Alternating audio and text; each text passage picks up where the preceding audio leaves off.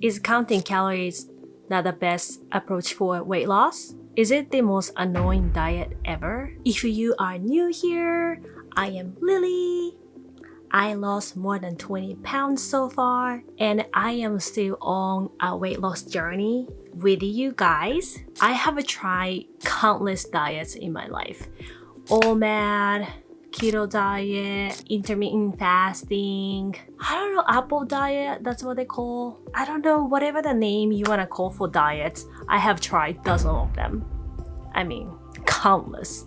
Then I lost maybe like a good solid amount and then I gained right back, and I've never sustained weight the way I am right now. And I am still on weight loss journey though. When I try any diet, I always wanted to have instant result, and I lost 15 pounds for my wedding photo shoot. I did OMAD 1 meal a day diet, and also I work out every single day intensely. I lost 15 pounds for wedding photo shoot, but the problem is after the wedding photo shoot, I gained right back in, and I've never sustained the weight that I lost, which always I wanted to. That's the purpose of it. I'm sure probably you were the same way. You always, or like in my case, not always, okay. Probably you were the same way.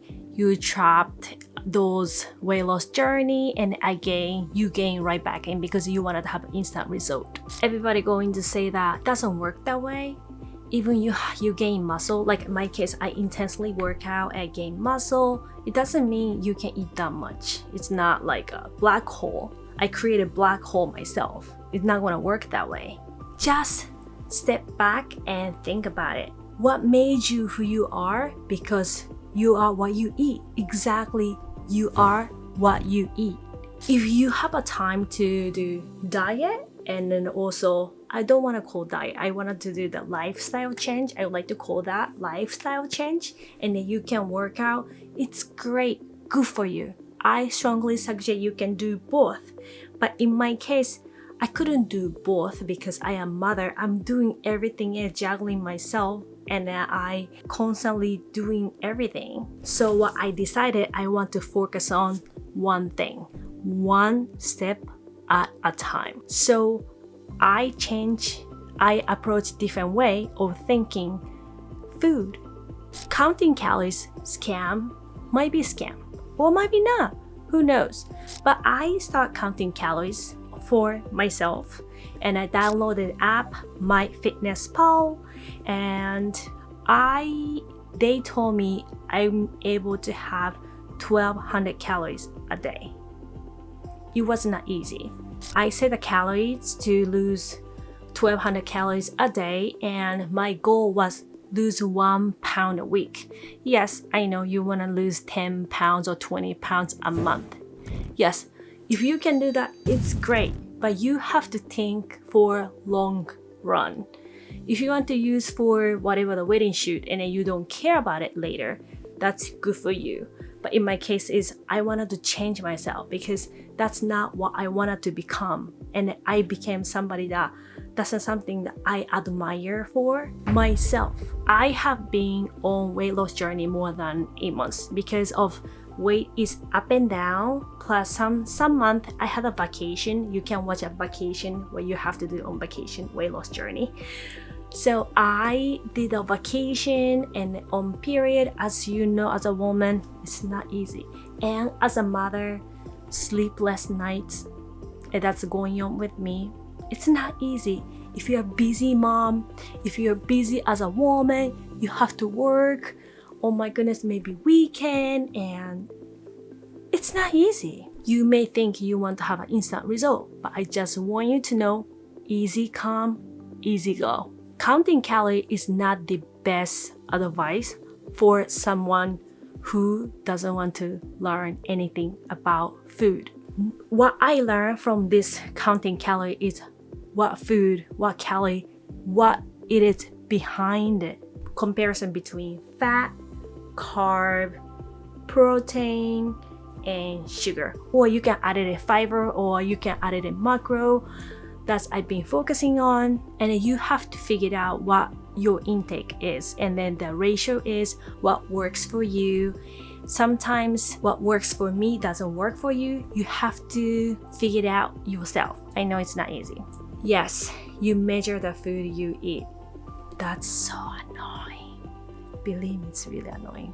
And it's not an easy situation for anyone, especially while you're cooking or going out or having meal with somebody. Definitely not easy for you. I tend to cook for my family separate from my food because I want my daughter and my husband to have different type of food. That my daughter wants to have a certain more carbs and more fat, and the nutrition of balance. That's I like to cook for my daughter. And for myself, I try to have protein, because when I started it counting calories, you're going to realize maybe your fat intake is so high, or maybe your carb is insanely high, maybe high carb diet, maybe you want to call, or high protein diet, or you take too much sugar. You don't know. And don't think about calorie is bad thing, and carb is bad thing, or fat is bad thing, or sugar is bad. Please don't think that way. Most important part of learning is learning what's behind it and what nutrition you need, and make a balanced meal. Balanced meal. Fat and carb or protein is nice balance. That's the important part of your life. The mistake I made was I did a keto diet. So in my head was, I don't blame on keto diet. I think keto diet is great to learn what is sugar, what carb also sugar. And you have to learn what works for you and then what sugar to you. Because until you started it, my case, I started keto diet, I didn't know how much sugar I was taking. I was taking so much carb and sugar that I really didn't know. So I started high protein diet. A lot of people talk about a high protein diet. And I started it, and major is protein diet. I was trying to take a lean diet, which also good, high protein diet, that because high protein diet taught me about lean meat. What is a lean meat? Or like for example, I do the pork loin or chicken breast. I've never really liked the chicken breast in my life, but you have to learn how to cook better. And then now I love chicken breast. Nice and tender, moist, and lean protein and less fat.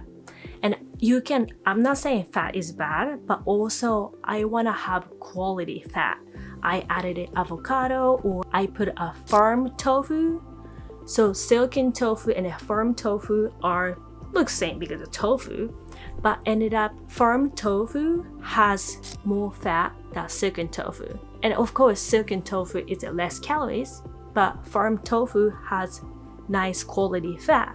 So I talk about high protein diet. I started taking protein shake and high protein diet. I tried to reach a daily protein goal a day, and ended up I was constipated every single day, and I was bloated every single day too. I thought that's normal, and I was like, I should pick a poison. So bloated, no, it's okay, and then maybe I lose weight anyway. That's what I did for months.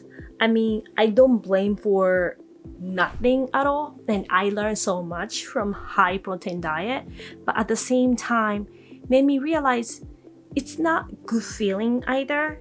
And I start increasing the carb and sugar intake because I thought of carb is enemy. Actually, it's not. Fat is enemy either. All you have to do is a good balanced meal and listen your body. Your body going to tell you what you need, especially when you go bathroom. As I mentioned before, I came back from a long week vacation. Are you curious what to do on your vacation? I know it's not easy to keep and sustain the weight. You don't want to gain back. I totally get it. And you want to lose whatever you gain back from the trip, or maybe not, or business trip as well. Because business trip, you cannot avoid a meeting. You cannot avoid having meal with everybody every single time. Vacation too. I know you work so hard to see the result and then you gain right back. That's not easy. And you still want to have a quality time with your coworkers, or your family. Yeah, quality time is very important as well. If you are not a solo traveler, you have to compromise your eating habit, your schedule, your interest for the traveling, or you compromise the food that probably you don't want to eat. Who knows? Yeah, especially food, you may not have many choices either, or you don't have choices at all. If so, please watch my video, how to lose weight after the vacation.